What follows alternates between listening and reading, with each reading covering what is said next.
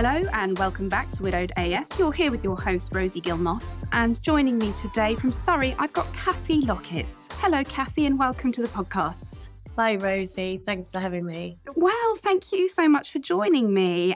And I know that today is quite nerve-wracking for you. We sort of spoke on text prior to meeting online, as it were.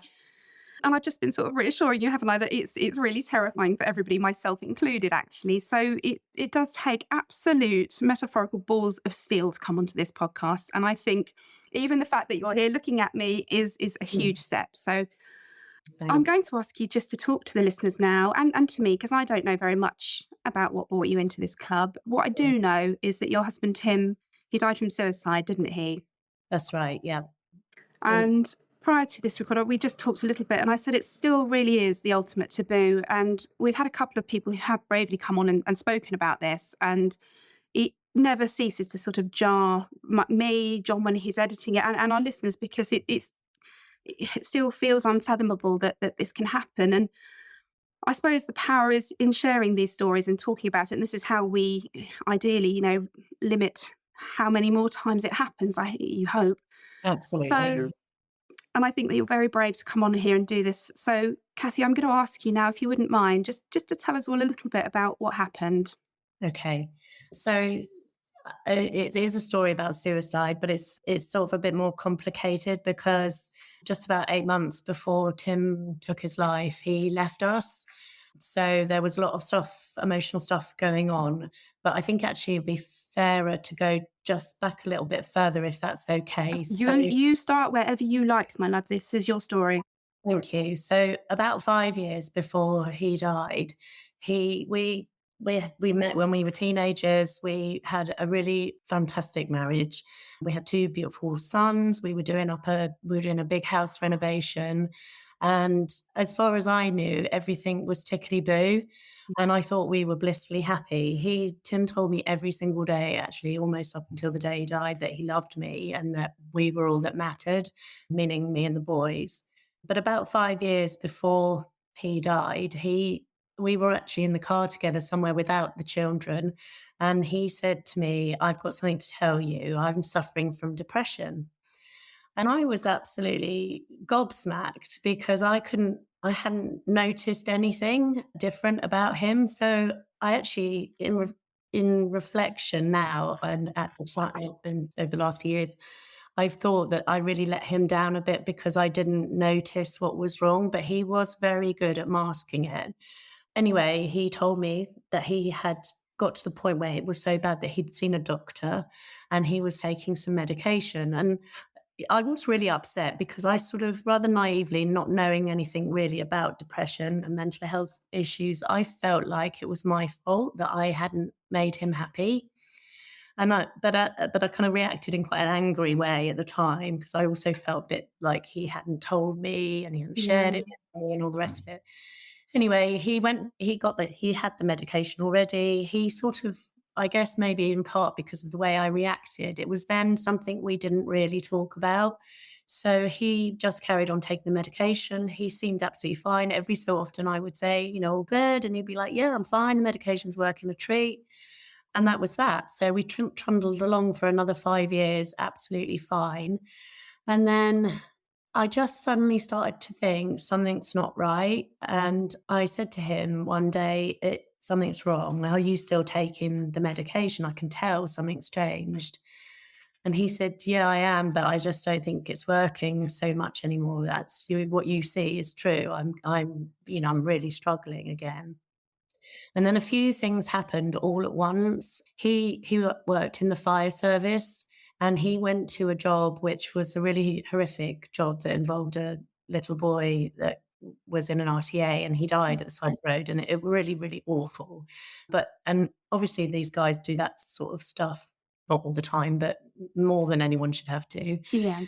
But I think the problem was the little boy that died was the same age as our youngest, and it just felt a bit too close to home for Tim. And he was quite a sensitive man, actually, even though he was in that very male-dominated sort of macho or pretend macho environment. So that happened. He also ran a marathon. It sounds a bit bizarre, but he ran a marathon around that time. And he, afterwards, the marathon, physically, he was kind of broken. He sort of hadn't quite trained enough. I mean, he finished it and he did it well, but it was like, then I'm still saying that was a bit of a factor. Like he physically was exhausted, and then it was almost Yeah. like his resilience was gone a little bit. And we were also at a point with our house renovation where we'd kind of run out of money and we still had a lot to do. And we were talking about how are we gonna do this? You know, we've got a bit of a problem here. So it was a sort of a bit of a perfect storm. Anyway, he said, I'm, I need to get some more help. We also went through the fire service and there was some counselling. And we went through this period then of probably about 10 months where he was really not right at all. And also at that time, we had a female friend whose husband had left her a few years previously, who we helped out quite a lot with practical things. Tim was a really practical man, so he'd go around and fix stuff for her and stuff The like that. blue jobs. Yeah, exactly. And I never had an issue with it because I just trusted him 100%. Anyway, I suddenly started to get this nagging feeling there was something between them. And Oh, no.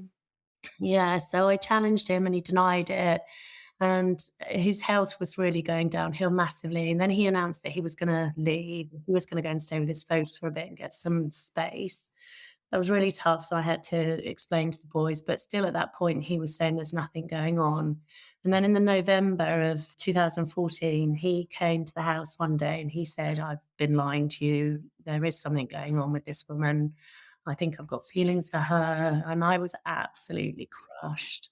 Of course. And the boys were furious. I was furious. I was absolutely broken and really, really angry with him, really angry with her. And he didn't he didn't go actually to her. He did this period where he was kind of staying with his parents a little bit, staying, I think, with her a little bit. He did come home a couple of times and stay with us. And at that point, I was still so concerned about his mental health that I felt that he should just put this, that as a couple, as a family, we should just put this business with this other woman to one side, and that we should concentrate on getting him well.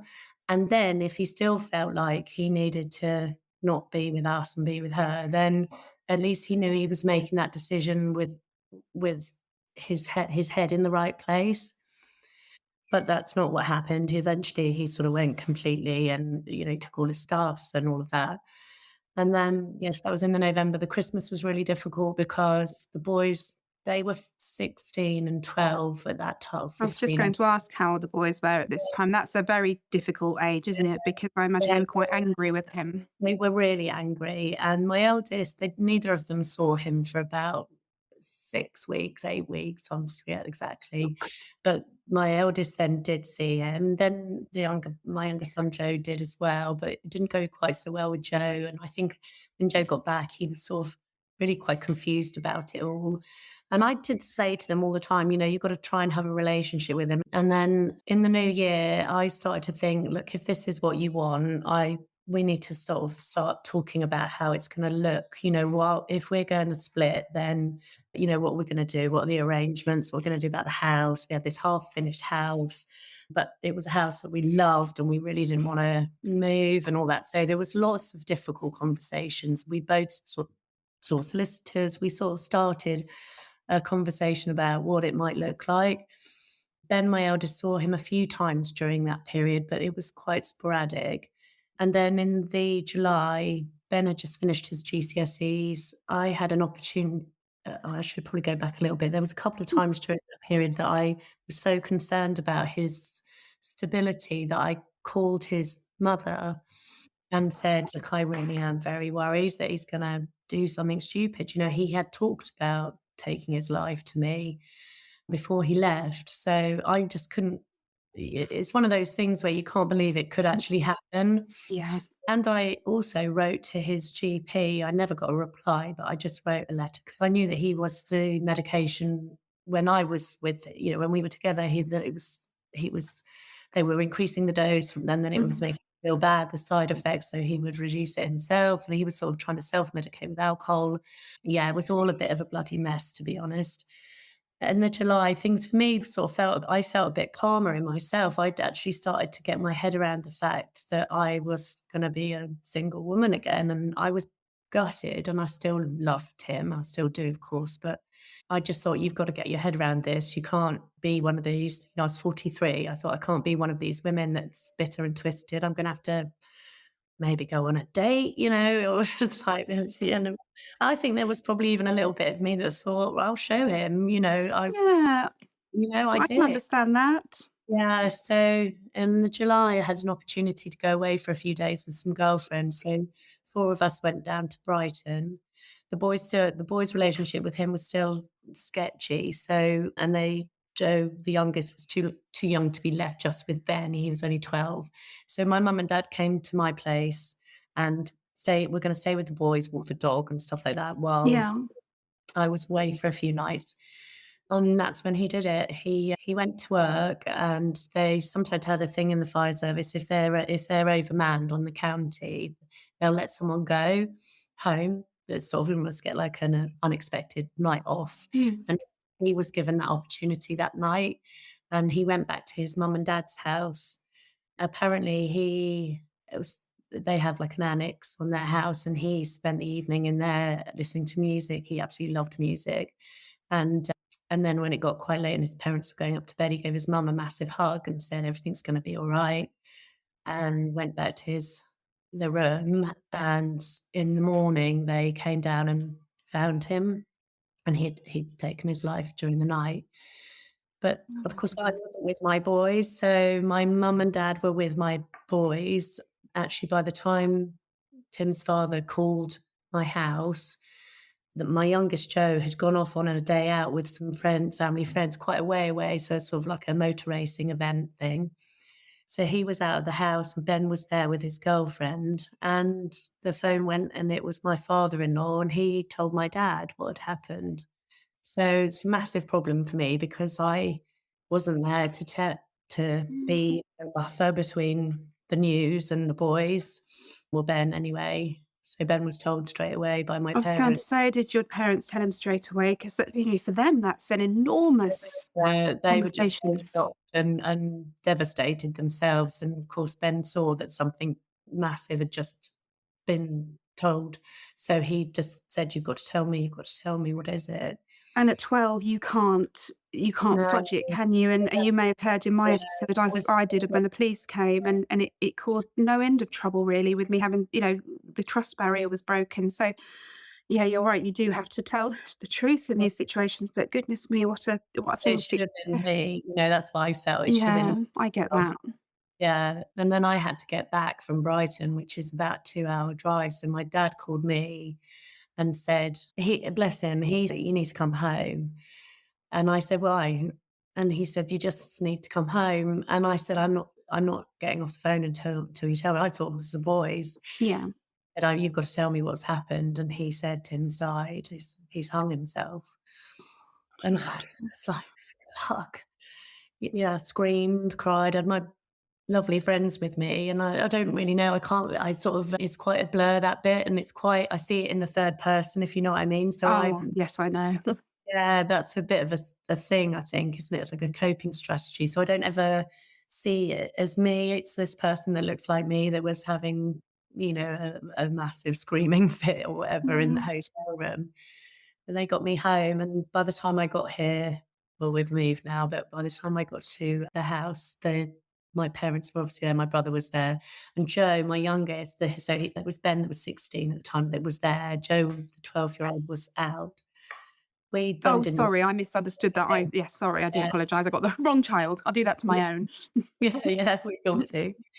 Yeah, so Joe was out, and I didn't know what to do. I just thought, do I ring this family and say, "You've just got to bring him home right now"? Do I wait? Because then that'll freak them all out. So we sort of waited. Poor Joe, he got back, and by then there was loads of people at my house with lots of cars. And he said since, he saw all those cars and he couldn't work out what the hell was going on. And then he was told. And And actually, really sadly, there was another time several years later where he walked home from college or something, and there was a bunch of cars outside his house that he wasn't expecting, and he said, "My heart Oh, absolutely skipped a beat." Sounds a bit shitty.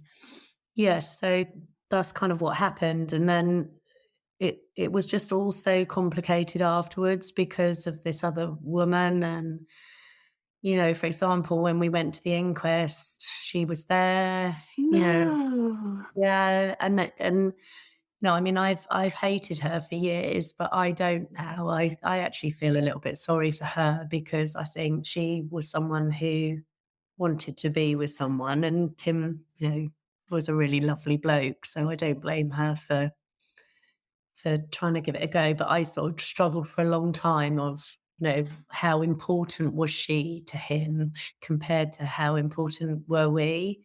I Mm. did a load of stuff with the therapist and everything about that, and I've kind of got that now. We had the marriage, we had the family, we had the boys. She was something that happened at the end. And presumably as a result of this mental health break that was going on for him, because it sounds like he was acting very out of character during this time. And 100%, yeah, I really understand or can relate, I suppose, not personally, but from the people I've spoken to about this kind of anger with nowhere to go, because he yeah. wasn't there for you to be angry with him, and therefore this woman who he'd had an affair with, she's kind of all you've got to direct your anger at, isn't she? So it's understandable that you would be angry with her. Yeah, absolutely. And another thing, sort of, if I almost look at it more from Tim's point of view, and this was something that we did some work with Winston's Wish. I know some of your other guests I'm have familiar with it. mentioned. Yeah. Yeah. And I mean, that therapy was aimed more at the boys, but we went, the three of us together, and it was useful. But he said something to us which resonated very much with all three of us. And that was that Tim was at a point where he was looking for a way to feel better, and so he would try it. He was trying alcohol to feel better. He was trying to do the therapy, but he was dipping in and out of that. He was trying the drugs, as in the medication, dipping in and that didn't work.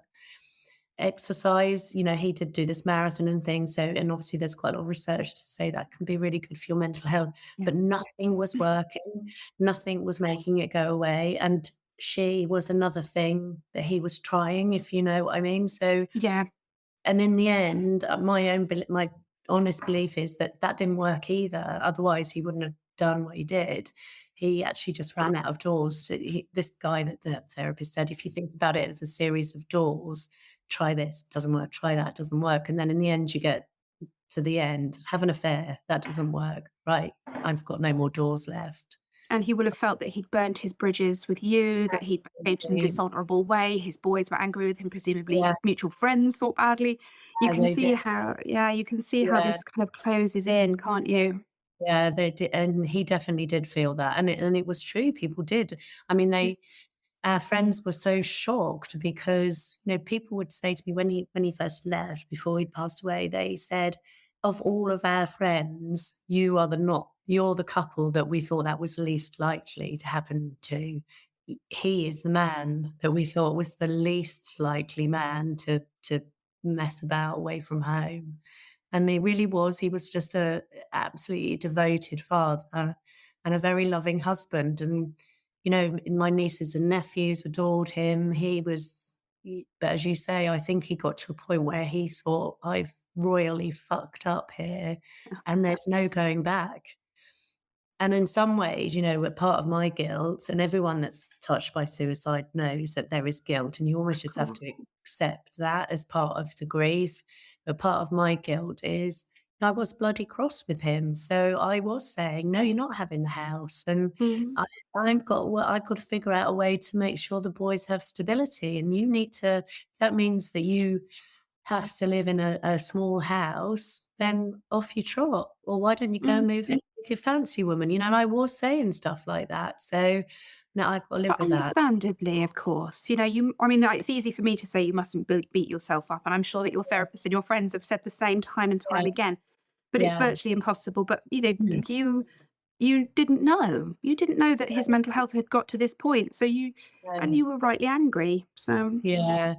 Yeah. And, obviously the boys had, they had also expressed quite a lot of anger towards him. So, either Mm. directly or just by voting with their feet sort of thing, by not seeing him very much. So I know that that's something that, massively troubles them now as well. But so I can say to them all the right things, don't worry, Oh. but it's so hard, isn't it? But, every single person that knew him and who loved him, which, he was very well loved, have asked themselves, was there something I could have done? Mhm. Or did I do something I shouldn't have done that might have prevented it? But I genuinely believe now he was just a ticking bomb, Yeah, really. it's you can I speak quite openly that I struggle a little with mental health. I think many of us do. It's something I battled a long time growing up, and being diagnosed as neurodivergent as I got older was hugely kind of, I don't know, it explains such a lot to me. But I still struggle. Knowing what I know, Yeah, the cold water, the therapy, the exercise, all tick tick tick tick tick, do all these yeah. things. Sometimes that kind of Mhm. dark Mm, black cloud just comes in, and I've yeah, always said to you, if you lived with that all the time, at some yeah, point must become untenable. It must, because yeah, it makes I'm going all cold even saying it, because yeah, I'm not in a dangerous place with my mental health, but you can see how it gets to that yeah. point. Tim's analogy was it's like having a really angry big dog growling at you, and that the fear and anxiety that you might be just about to be attacked, but it's Yeah. constant. It's you wake up with it, you go to bed with it, it's with you every second of the day. And to live with that and to try and hide that is Yes. exhausting. And I Exhausting. think men, we men are much better now at talking about their feelings. But Yeah, so it's nearly 8 years ago, and we have, you said yourself, we've come a very long way in that time. But even yeah, now, I worry a lot about my boys, because yeah, my yeah. daughters will tell me, the ins and outs of everything. But boys tend to be much more kind of reserved, and keep They things close to their do. chest. Yeah, they do. But as I said earlier, I think we've come on in leaps and bounds, and hopefully that will just continue to be an improving thing. But I know I worry massively about my two as well. Mm. With regards to boys, because they're adults now, aren't they? Yeah, Virtually, your youngest must be nearly an adult. So yeah, yeah, they I'm conscious of talking too much about, young men of this age, because I don't want to invade their privacy. But obviously, this is an enormous losing a parent in any circumstance is awful, and it's catastrophic, particularly for a yeah, child. So, how did they how did they deal with the additional trauma of it being suicide? Did they go back to school? I hear awful things about children being bullied for stuff like this. Did they experience yeah. any of this? Not that I'm aware of, and I Good, think I good. would, I think I would know because I would have gone round and Yes, wrote yeah, no, me. it's No, it was just before school broke up, so it was the 12th of July, so I think there was a week or so left of school. Joe but Ben had finished because he'd done his GCSEs, so he was already done with school and getting ready to go to college in September. So he had a bit of breathing space, and he did start college, and it was tough for him, but he turned up. I had a brilliant chat with the pastoral team at the college because I was a bit worried about him and called, and they said the thing is, given what's happened, he's turning up every day. yeah. He's working. It's not always amazing. Sometimes we lose him to, gazing out the window, I mean, but he's turning up, yeah, and he had a very good business teacher, a chap also called Ben, actually, who, good really name. yeah, really took him under his wing and looked out for him. So, and then alongside that, I would just talk a bit more about Ben to start with. We were surrounded by lots of love. We had an enormous amount of support from our families and friends, especially. So there was that. And then another thing that I really should mention is that he had this. I mean, I know he was only 16, but he had a girlfriend at the time. She won't mind me saying her name, Jade, Mhm. and she was actually there on the day when the phone call came in, and so she would have been 16, and this dearest little girl that I was gutted that they're not together still, to be Oh, I honest. was hoping you were gonna say they were still together. But she'd stayed, she stayed that day. She came back every day, and she was by his side. And I still say now to the boys, and they all agree, and I've said to Jade when I see her, what a remarkable young woman, because actually no one would blame you if that happened, if you ran a mile. But she came and she just quietly was making cups of tea and clearing up, and she was an absolute sweetheart. And actually for her to kind of experience, sort of one step removed, this a loss of this magnitude has probably Yeah, given her a depth of empathy and compassion that she may, I mean, it sounds like she had it in spades anyway, but what, yes, you'd be delighted, wouldn't you, if that was your child that behaved in such an empathetic way in such terrible absolutely. circumstances. Absolutely. And it's interesting 'cause, they've stayed friends. And I think it's because I think at that age, it's hard to stay friends with your ex girlfriends. But actually, because they went through so much, it's a bit more than that. United. Yeah, it's a Mm. bit more than that. And we're still in touch. And interestingly, she's gone on to make a career for herself in mental health nursing. Has So, yeah, she? That's yeah, really interesting. yeah. That's really So interesting. And whether or not that would have happened anyway, who knows? But I do wonder. Yeah. yeah. So that was then, and then with Joey, he bless him, he was so unbelievably brave. He had a few days at home, and then it was probably I think it was the last day of term, and he said, "I'm gonna go in. I'm gonna go in and face it now because I don't want it to be a 6-week wait." And actually, I'm just thinking this as I say it, that's actually almost epitomizes his attitude to the whole thing is I'm still gonna do this. I'm gonna do what I want to do. I'm not gonna be stopped. And he's just remarkable. He went to college, he finished at school, went to college, got his A levels. He's now at Leeds Uni studying economics. He's like a super brainy boy. You and must be so proud to have I am, that attitude and that sort of grit and determination at such a young age. I mean, yeah, this is kind of the mantra that we have, I don't know, we've come round to over the years. It's taken me a lot longer than it took him. That kind of, you know what, I'm still here. Yeah, I'm going to grab life. exactly. I'm going to squeeze what I Exactly. can. I think that's incredible. I really, really do. You must be so proud. I really am. And I think, I mean, I'm not taking any credit away from either of them. Ben's now in Australia traveling. And so they're both doing brilliant things. But I think one of the things that I did think quite early on is I have to show them that it's still okay to have fun, that it's still okay to do stuff. And I know you guys talked with get other guests and with Lulu about booking all the holidays. I never knew that was a thing, but I did that. We all go a bit crackers, don't we? That's how it gone. But at the time, I was thinking, "I've got to show them that it's okay. So we're going to New York. We're doing this and we're doing that." And that probably was, a part of it, but it's obviously also a thing that every widow does. I think if you can, you do tend to, and you become perhaps a little bit more spontaneous in the first few years because you are just so aware that what you have, even what you have left, the kind of wreckage of your life, could still be Yeah, stripped from you. And so yeah, you do want to kind of, and you want to not make up for what's happened because you can't, but you sort of want to give them experiences. And my children, I mean, the boys were obviously Tabby was too young, but they found it quite strange. You talked about the load of cars being at the house, and they found it quite little because people strange because people kept bringing presents, which was very lovely of them. And don't mean to sound ungrateful, but it almost takes on a sort of celebratory feel, like a I know, birthday or a Christmas or a, I and know. it's very. And I actually think this the sort of the giving them experiences, taking them out, doing things with them is more valuable. Yeah, I agree. With us, it was food. Oh I yeah, I don't think there's ever been so much lasagna made in my just gets you you. know, People give you every something you can freeze. yeah, and it was wonderful. All the neighbours, they actually created a rota, so they knew what day they were cooking Oh. for us. But in the end, I think it was Joe that said, "Mum, can we just have egg and chips? Yes. Can we just have and can you cook it?" And the freezer was overflowing with all this stuff. So I then sort of said to everyone, "Look, we've got to try and get back some normality, and we can't eat any more lasagna. It's enough." Have you eaten it since? Still makes me feel a bit Oh. funny now. Pringles. I used to little Pringles. I think it's the plainest thing, Pringles and wine. Yeah, Ugh.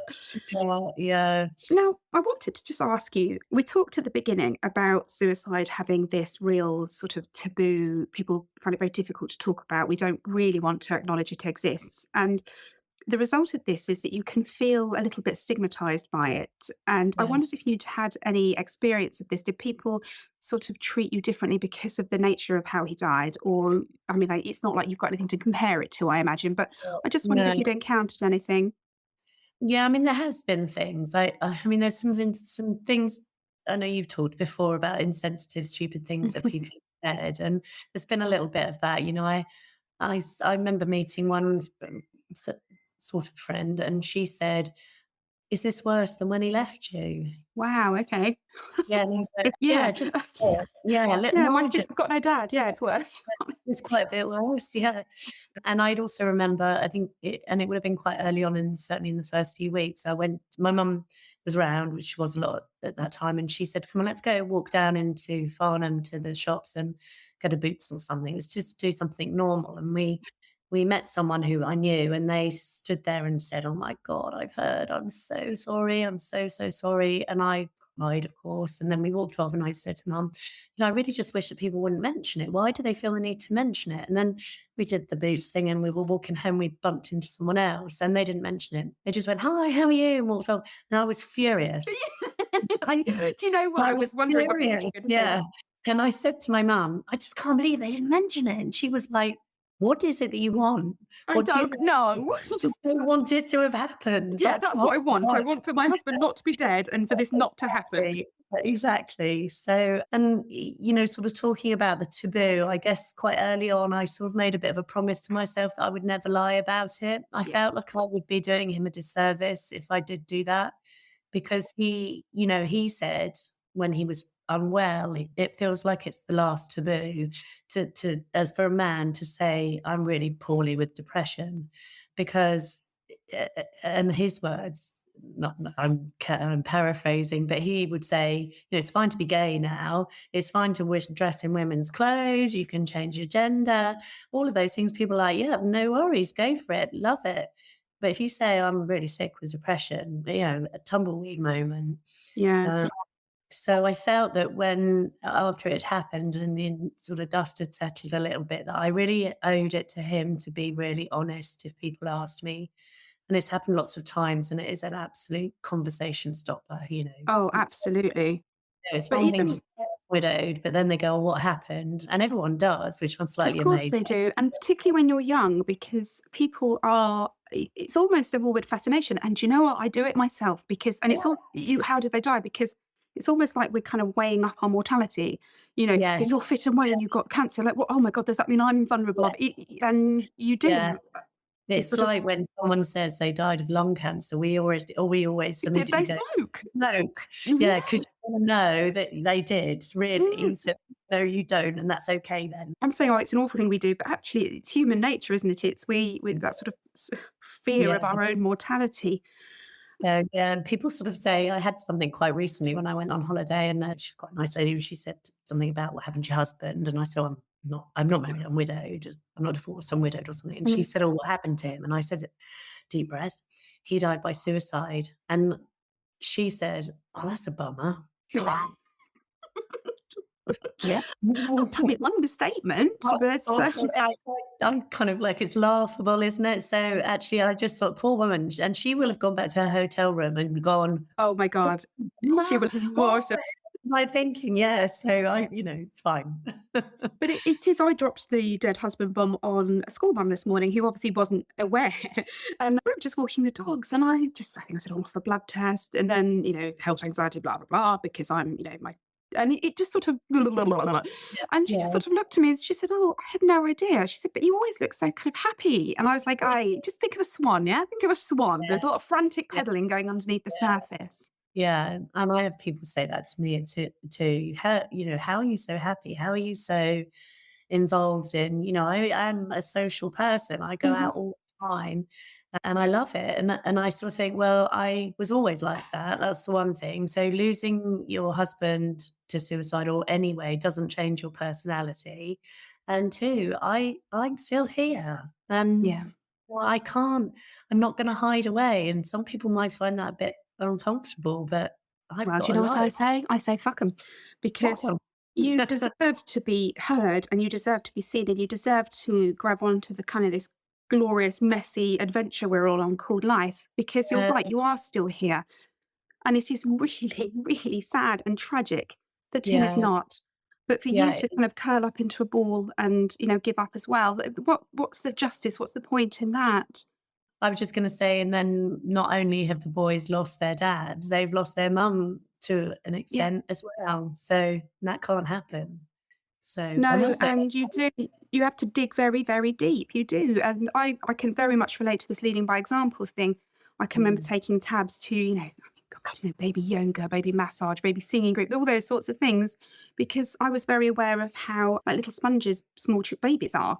And I didn't want her to just absorb all this sadness. And yeah, it's just, I mean, it's just another kind of, we refer to these bags you have to carry, the responsibility, right? Well, I mustn't do this, must do this. And we do put a lot of pressure on ourselves to kind of be yeah, perfect and to give them back some of what they've lost. And we don't always get it right, but I do think the intention is good. And we are just trying so hard to give these children not the life they had, because they'll never get that, but, the best life we can. yeah, absolutely. And it's, it's the reason I'm doing this. It's the reason I get up every morning still. Yeah. Yeah. So, and even though they're not here, it's, I was going to ask you about that. Do you have empty nest? well, it's really weird, Rosie, because I was sort of dreading it. I knew it was coming. Ben was going off traveling. Joe'd already done his first year at uni. So I knew when he went back in September, I was like, oh, it's going to be interesting. And they went, and the first of it was like kind of novelty to start off with, like the Mm. house, you go out and you come back and the house is still how you Nobody's left in the it. loo. Really weird. There's no wet towels on the floor. There's no shoes lying Oh, everywhere. stop. It's like heaven. But then you kind of get over that novelty bit, and it's yeah, it's quiet. But I've just adapted, and this summer Ben will have been away for a year and a half when he gets back in the summer, so I cannot wait. And I also know that within 3 or 4 days he'll piss me off. Oh, of Um, course, of yeah. course. He'll come home blind drunk or something and crash about in the middle of the night, and I'll be cross with him. But I can't wait to be cross with him. Well, I was going to say, till I gave up alcohol just over a year ago, I was still doing that to my mum. So, Yeah, exactly. have you? Exactly. You mentioned that you've moved house because you were Yeah. doing a renovation, weren't you? Was it just too great a project for you to manage on your own, or did you just want to completely start? I stayed there actually for nearly 6 years after Okay. he died. So because it was a beautiful house, and it was the road as well, it was all the neighbours, they Of were so, so course, yeah. kind to us. So I felt like the boys and I needed the stability of Yeah. staying there. And, without wanting to be crass and talk about money, I did get the payout from his life insurance. So that enabled me to finish the project on my own. It was kind of sad because he had done so much to that house, and we literally built it ourselves. And it's so, but I tried to think of it as a tribute, his legacy. Yes. And so it was absolutely beautiful when it was finished. It was a beautiful home. And then we just sort of bedded down, settled in. And then I just started to have this growing feeling that I wanted to move. And Yeah. I was really worried about it because I just thought, I don't think the boys will want to. And I think one of your other guests might have mentioned, well, I think it was the lovely American lady last week, Emily, was it? It She was said about Emily.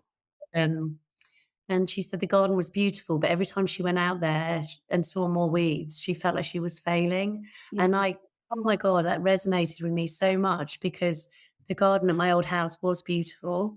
It was huge, and it was all Tim's work. It was all his project, and he loved it. And I'd go out there and I would mow the lawn and cry or curse and swear as I mowed the lawn because it was Awful job. bloody hell, and then I just felt like I was failing, and Yeah. I couldn't keep on top of it. So I built up all my courage and took the boys to the pub, as you do, and said, I've got a suggestion. I think we should move.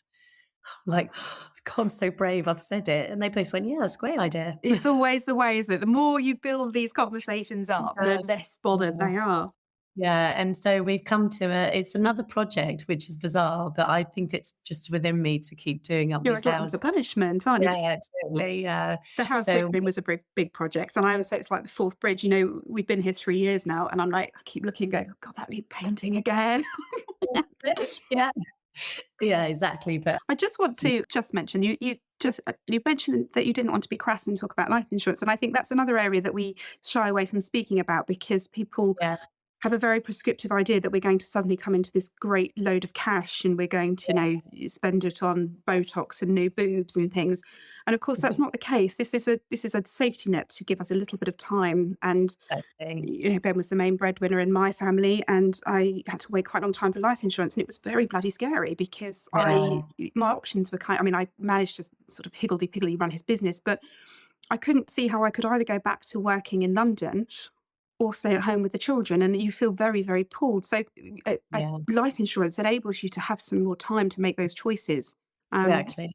Yeah, or to finish exactly. renovating your house. I had a new kitchen, I hastened to add. I did. I Yeah, 'Cause I expected to stay in the house because I couldn't afford to move. So I did what Ben had always said. We were planning to move, and he had this idea for what we could do if we didn't, and so I kind of did that. And yeah, similar reason, really. yeah. I think you're right, and I felt so conscious, and I really needed a new car. I needed a new car before he died. I had a, clapped out Golf, and when the money came through, my brother said to me, "You really ought to buy a new car," and I just said, "I can't because everyone will see the new car on the drive, and what will they think?" You Yeah, know. I mean, I got over it eventually, but it did take me a while. red Ferrari. Yeah. Yeah, soft. I really want you to be revving your engine in a red Ferrari. It was a bit of a sports car. I did go a bit Did wild. you? Everyone was Good for you. Yeah, everyone was suggesting all of these very sensible cars. And that's another thing, Rosie, that happened, I expect you experienced as well. Suddenly everyone knows your business. Like Yeah. quite, Public it's like property. yeah, and I hated that. Yeah. Everyone's giving you advice. You need to do this, you need to do that, you need to pay that off or do that, buy a car. I was like, wow, everyone knows everything about me. I Yeah. hate this. And it's taken Yeah. a long time to get my privacy back. But I mean, yeah, I I think talk about this and then I go and do a podcast where I sort of broadcast. I mean, but do you know what we do it on? It's our this medium of telling our stories and putting information out. It is all within our control. And as I said to you, as I do to all of the guests, that this is your story, and it is. I'm here to facilitate it, and it gives you the opportunity. And this is not me sort of blowing smoke up my own backside or anything. It's like this is why we do it, is because it gives you the opportunity to kind of take back autonomy and to yeah, reclaim your story and say it and tell it in a way that you choose. And I think that's that's very powerful because you do yeah, feel that infantilized and, in public property and yeah. everybody's looking at you. Yeah, definitely, definitely, and I've I mean, it has been 8 years, so I feel like I'm out of that now, but, Mm, sometimes I meet people and they never know because it's a fleeting thing or whatever, and yeah, so same. that and I changed my job quite quickly, and I'd been in a job for 18 years. I absolutely loved where I worked, but I couldn't bear going every day and feeling all of this pity. So I changed my job. Within 6 months, I was working somewhere else where no one knew. And then it was up to me whether I chose to tell people that I was meeting through work what had happened or not, rather than it just being public knowledge. And that was really a good thing for me to have done at the time, although everyone said you And shouldn't be changing your job now. nothing in 12 months, but we all do, don't we? Because we're human beings and we are reactive and sometimes things are untenable. And sorry, just going back to this, when you talked about sort of being at work and the sort of, wanting to kind of get away from the pity but I get that completely. And I really understand when my youngest started a different school, she's gone to a different school. And I thought, oh, do I tell people? Do I tar her with this kind of dad died thing? But I also find that it's such a fundamental part of who I am and who she is and who all of my children are that I feel like I want people to know. But then Mm. I don't know. It is such a big thing for people to then be aware of, and you perhaps want people to create an understanding of who you are as a person rather than who you are as a widow. Does that make sense, or am I just Absolutely. completely rambling No, now? no, no, I get it. I get what you're saying as well. It's that thing about, does this define me? And Yeah, actually, uh, yeah, I but don't, I it is don't feel the need to tell people. I mean, what's good now with my boys is they're adults, so it's up to them. If they their go, so when choice. they Yeah, went to uni, he started sharing, we went into hall, start off with, live with people, and he got on great with these people. And when he came home for Christmas or whatever, I said, "Have you told them?" And at that point, he hadn't. He said, "No, no, I haven't." They know that I've just got a mum because I'm saying I'm going home to my mum, rather than my parents. But then since then, he's built this really strong friendship group up there. And he told me that he had now shared it with them. And one of the boys that he lives with's father died the same way. no way. Oh, I Yeah. mean, how awful! But for him to have Somebody that understands. I know. So, and actually I said, what's great is by you telling him, being so honest, that gave him the felt safe enough to tell you. And now all of the boys in the house know that what's happened to these two young men. So, Kathy, I mean, we talked quite a lot about what life looks like for the boys and that you've moved house and you've changed your job. So, your life has changed quite a lot. So, just a couple final questions, really. One is sort of, have you managed to reconcile? You said you've lost a lot of the anger, but have you been able to sort of mourn the man that Tim was prior to him leaving and, and, and sort of, make peace with that memory? And lose this the bitterness and the anger. And it sounds to me like you have. And I mean, I think that is admirable. Actually, I do, because you've got sort of dual anger, haven't you? You've got the anger of him leaving and the betrayal. And then, suicide does leave in its wake a lot of anger as well. So I think the fact that you're able to speak in such a measured way and quite fondly of him as well, I think that's really, really, really special. Yeah, thank you. Yeah, I have, and I think we all have. I think we still have times when we feel angry, but it's a bit more sort of in the heat of the moment. So if something breaks, I'll be like, oh, for fuck's Yeah, sake, be here sorting this out. Yeah, yeah. but actually, I forgive him. I forgive That him. That's a really powerful sentence, isn't it? I can feel that as you say that. Yeah, that is really powerful. Yeah, he. Sorry, it's croaky voice. He It's all didn't right. deserve to feel so rotten for so long, and ultimately that's what he had to do to make it stop, then Well, that's do you what he know had to do. what? There is Yeah, there is there are so many similarities with, real debilitating, crushing depression with terminal illnesses. They are, absolutely.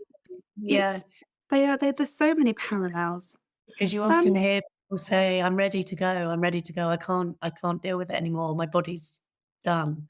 yeah, And I think he and that was must be done. what they feel like. It must He be. was.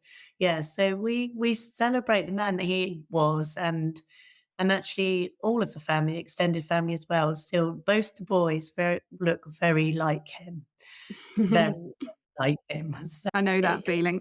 yeah, it comes up a lot because I would say actually now Joe in particular, my youngest, looks most like him. They seems to sort of change, as they It get through does, the doesn't it? Yeah, yeah. it really does. People will suddenly go, friends, family, they'll suddenly go, bloody hell, Joe. When you just cracked that joke or belly laughed, you were just like your dad. And I know that he loves that. And so Yeah. we talk all like that now about the all funny things he used to say or do or get wrong. The time he got stuck in the loo and was, so actually we're able to almost take the piss out of him Yeah. again It's without really freeing, isn't it, when you get to the point where you can reminisce and share memories and jokes without it feeling like a crushing blow in your chest. And I know yeah. that my children, I think all four of them, they very much like it if we reference that they look like them, or, oh, your mum did that, or your dad did that. And I Yeah, think it's a way of keeping them alive because their memories do absolutely. fade. We don't want them to, but they do. Yeah, Now, absolutely, yeah. Kathy, I do like to know this because I'm a nosy cow. Have you dipped your toe into dating? Is there anybody in your life? You don't have to answer if you don't want to. I think this is coming. Uh, it's been a bit of a disaster really, Rosie, if Oh, I'm honest. no. I have had a little dabble, and I saw a guy for a couple of years, but it sort of spanned over the COVID time, so it was a bit of a sort of tricky time to be trying to build a relationship Yeah. anyway. And that's without being a widow. And he was a lovely bloke, but in the end, it just wasn't quite right for me. Then since then, just kind of, I seem to have a few blokes that kind of get in touch and want to go out and stuff. And I keep sort of going, yeah, okay, okay. And I go, and then I just like, yeah, we're not that fast. No, it's difficult, isn't it? It takes somebody really, really special when Really, you've been, yeah. and for you, particularly with the kind of loss that you've endured, there's a Yeah. huge amount of fear going into a relationship as Absolutely. well. Yeah, absolutely. And I said this to the boys the guy that I was with for a couple of years, when that all ended, the boys and I were chatting, and I said, you know what? Some people go their whole lives without knowing a deep love for another human being. And I've had that. So if I only get it the once, then I still consider myself very lucky. If I should happen to get it twice, then wow, I've hit the jackpot. But I consider myself lucky to have had it at all. That is such a powerful quote because, and I often say this, to the outside world, it doesn't seem very lucky when your husband has died, but I felt very lucky that I was so loved and sort of anchored by him. And then I have been fortunate enough to meet somebody else and experience a very different love, but a very powerful love again. And I do, it's the idea that people do go their whole entire lives without knowing this wonderful deep love, and it's the cliche, isn't it? Better to have loved and lost. And I like there's a lyric in a Whitney Houston song, the ride with you worth the fall, my friend. And it's so cheesy, but it really sticks with me.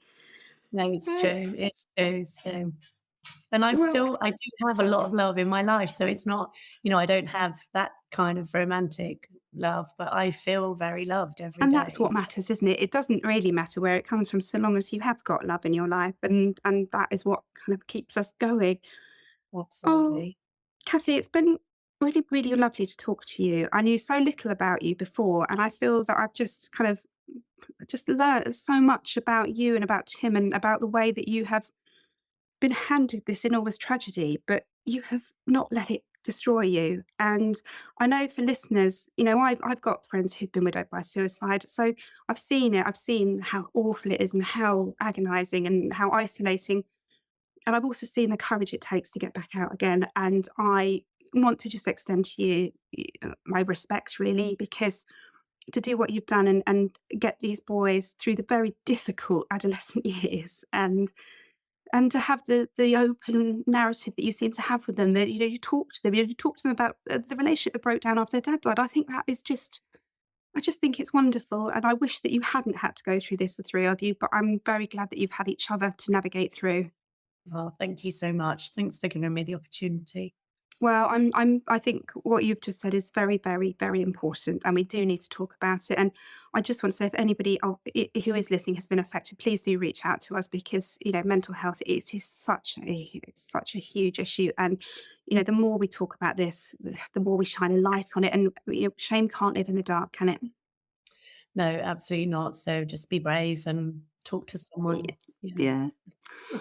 Well, thank you so much, Kathy. I am going to draw this to a close now, but John and I will be talking about Kathy's episode on Friday, so we will ask you to send in any questions you may have, and I may be able to ask Kathy for you.